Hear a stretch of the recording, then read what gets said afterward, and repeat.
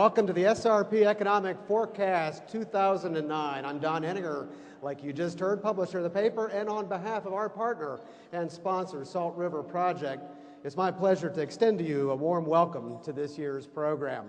I want to thank our presenters, State Treasurer Dean Martin and economist and futurist Don Reynolds. Gentlemen, you truly have your work cut out for you this morning. In the 7 years that SRP has sponsored this breakfast, I don't think we've ever had a crowd more in need of true insight into what the near and long-term future of the economy holds.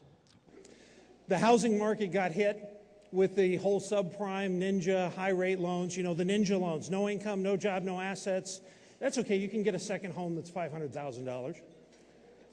And that's what's been happening, and we flip through here to the next slide. What's happening with our construction here in Arizona is we've lost more jobs in the last 2 years than we've ever in history of the state of Arizona for housing construction. And this is just the documented construction losses.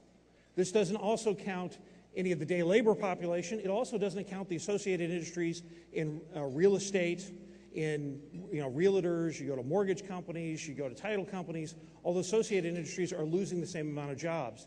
And this is what's been pulling us here in Arizona into recession. There was an opportunity to make money in Arizona real estate. And that's what they did. They went in, they bought properties, turned around, flipped them. In 3-6 months, they're making $25,000, $50,000 a pop. And of course, what happens when somebody starts making money like that? Other people start copying them. And that's exactly what happened. They copied them and they made money. And very quickly, everybody was copying that. The local janitor making $22,000 a year all of a sudden had 3 $500,000 homes in his inventory. And he had a lot of amateur real estate developers. And that's what ran up our property values. And you can see it very clearly here. We had doubling of property values in 2 years. That's just not normal nor sustainable. Fundamentally, what we've got here is a supply and demand problem.